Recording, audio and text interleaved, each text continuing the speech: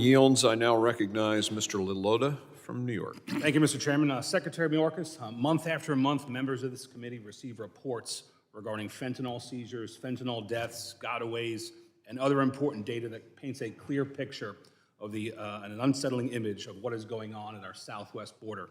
And Mr. Secretary, I want to make sure that we're all on the same page with respect to that data, so please direct your attention to the board behind me. I'm going to ask you what should be some very straightforward multiple choice questions using data from CBP, Homeland Security, DEA, and the Census Bureau. And sir, I know that we're limited on time, so I would appreciate if when you responded, you just say A, B, C, or D in these multiple choice questions, sir.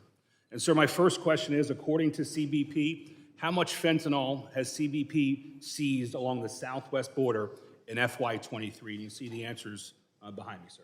So, Congressman, two quick things. Number one, my distance vision isn't what it used to be, so I can't actually see that. And number two, I'm not taking a multiple choice test that you administer. Let me assure you of that.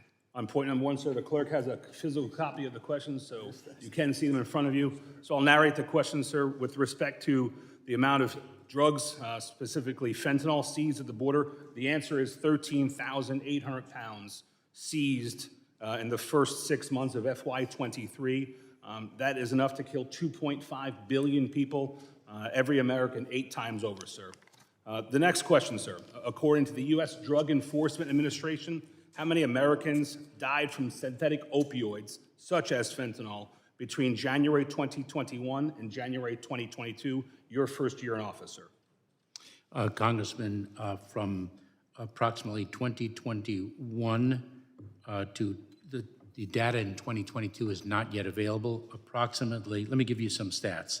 In 2020, close to 58,000 people died from fentanyl overdose deaths. In 2018, almost 47,000 people died from fentanyl overdose deaths. The challenge of fentanyl, the scourge of fentanyl, thank you, Mr. has Secretary. been With respect to my question, long. so I'm going to reclaim my time, With Mr. Chairman. The answer is D, 71,941. That's almost 200 per day, sir. That exceeds the population of Portland, Maine. In essence, we lost a small city because of fentanyl in 2021. Next slide, please. Sir, the next question is, how many known gotaways was DHS aware of in fiscal year 21? In 2021, I believe the number was almost 390,000. Yes, the answer is D, 389,000 gotaways. And finally, the last slide. Sir, of which of the following cities, which of the following cities have populations less than 389,000, the same number as the known gotaways that we just mentioned earlier? Congressman, I think you know the answer to the question. Perhaps you could provide it to us. Well, it's actually a trick question, Mr. Secretary. Each of the 4 cities behind me are well-known American cities that have populations less than the total number of known gotaways last year. And let that sink in.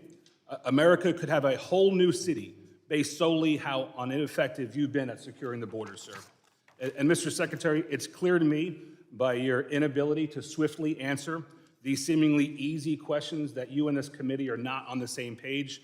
I know, sir, that you're well aware of this data, and it's unfortunate you cannot be proud of it.